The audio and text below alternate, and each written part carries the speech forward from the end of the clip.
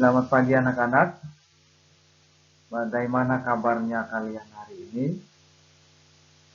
Tentunya Bapak berharap kalian semua dalam keadaan sehat dan baik-baik saja di rumahnya masing-masing. Pada pertemuan kita hari ini, kita akan belajar melalui video pembelajaran ini. Materinya tentang negara Kamboja. Oke. Sebelum kita masuk ke materinya, mari kita sama-sama untuk melihat dan meneliti peta negara Kamboja. Nah, ini dia peta negara Kamboja. Nah, kalau kita mengamati dan kita melihat bahwa petanya berbentuk lingkaran ya, begitu. Berbentuk bulat atau lingkaran. Oke, selanjutnya ada identitas dari negara Kamboja itu sendiri. Nah, yang pertama ada nama resmi Republik Rakyat Kampuchea, pemerintahan Republik Komunis, kepala negara presiden, kepala pemerintahan perdana menteri, badan legislatifnya Majelis Nasional, lagu kebangsaan Nokoreat, ibu kota Phnom Penh, suku bangsa Khmer, agama Buddha Theravada, mata uang Riel Kamboja, bahasa Khmer resmi dan Prancis. Nah, bisa kita lihat di sebelah kanan ini ada bendera dan lambang negara Kamboja. Ya, bendera dan lambang negara Kamboja. Selanjutnya ada kepala negara, atas nama Raja Norodom Sihamoni. Lalu kepala pemerintah Perdana Menteri Hun Sen, Ketua Senat Semdech Ceang Sim, Ketua Majelis Nasional Pangeran Norodom Ranariddh.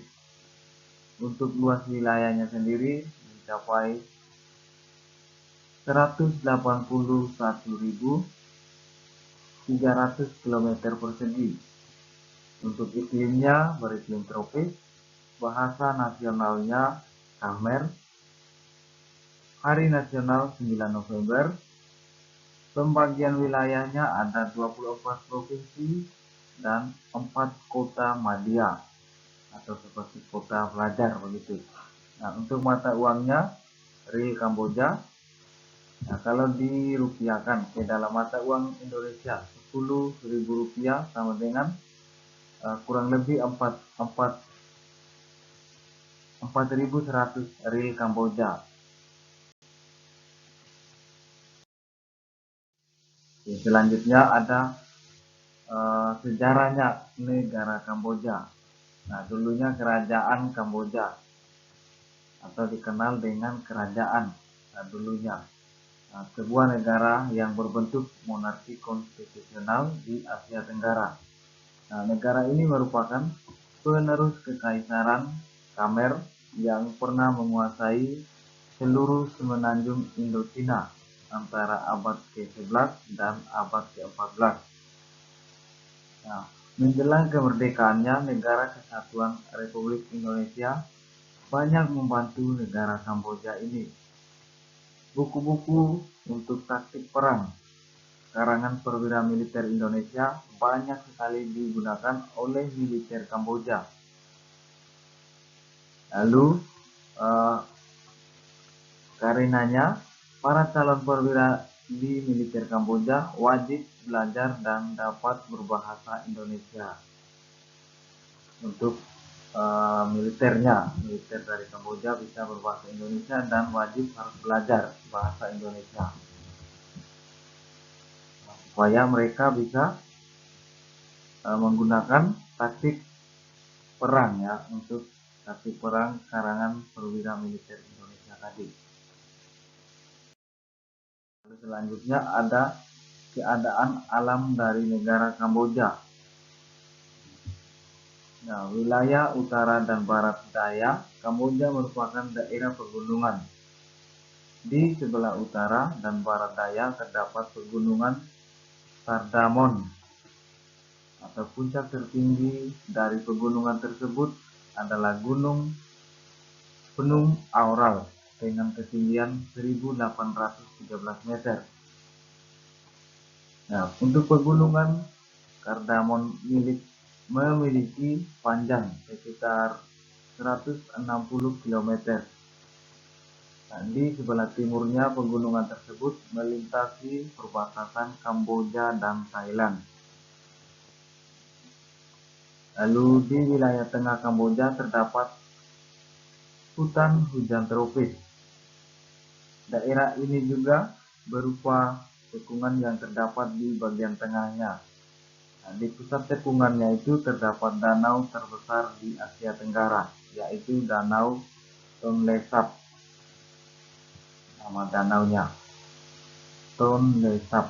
Nah, lalu di sebelah tenggara mengalir Sungai Mekong. Sungai tersebut bermuara di Laut Cina Selatan. Nah, Kamboja juga memiliki pelabuhan alam terbaik di Asia Tenggara. Pelabuhan ini terletak di Teluk Kompong Sam. Selanjutnya ada letak dan batas negara. Letak dan batas-batas negara. Nah, Kamboja terletak pada 10 derajat lintang utara sampai 15 derajat lintang utara dan 102 derajat bujur timur sampai 108 derajat bujur timur. Lalu ada batas wilayah Kamboja di sebelah utaranya berbatasan dengan negara Thailand dan negara Laos. Di sebelah timur berbatasan dengan negara Vietnam. Lalu di sebelah selatan berbatasan dengan Laut Cina Selatan atau Teluk Siam. Lalu di sebelah baratnya negara Kamboja berbatasan dengan negara Thailand. Yang berikutnya adalah keadaan penduduk negara Kamboja. Untuk jumlah penduduk negara Kamboja sekitar kurang lebih 11 juta jiwa. Nah, mereka terdiri dari berbagai suku bangsa seperti suku bangsa Khmer, Vietnam, dan Cina. Nah, untuk suku bangsa Khmer merupakan suku bangsa terbesarnya di negara Kamboja. Dan sebagiannya yaitu suku bangsa Vietnam dan suku bangsa dari Cina. Lalu sebagian besar penduduk menganut agama Buddha Theravada, sedangkan sebagian kecilnya menganut agama Hindu dan agama lainnya. Lalu yang berikutnya ada kegiatan ekonomi negara Kamboja. Untuk kegiatan ekonomi utama dari penduduk Kamboja adalah pertanian. Nah, biasanya digunakan daerah pertanian ini terdapat di sepanjang Sungai Mekong dan sekitar Danau Tonle Sap. Nah, dari hasil pertanian utamanya tadi adalah padi. Nah, untuk hasil pertanian dan perkebunan lainnya berupa jagung, buncis, umbi-umbian, dan tembakau. Untuk kegiatan ekonomi lain yang dilakukan oleh penduduk Kamboja adalah pertambangan. Nah, untuk hasilnya antara lain seperti tembaga, besi, mangan, dan emas. Untuk penduduk Kamboja itu sendiri juga melakukan usaha di bidang perikanan dan kehutanan. Nah, perikanan atau kehutanannya misalnya seperti perikanan dilakukan di Danau Tonle Sap.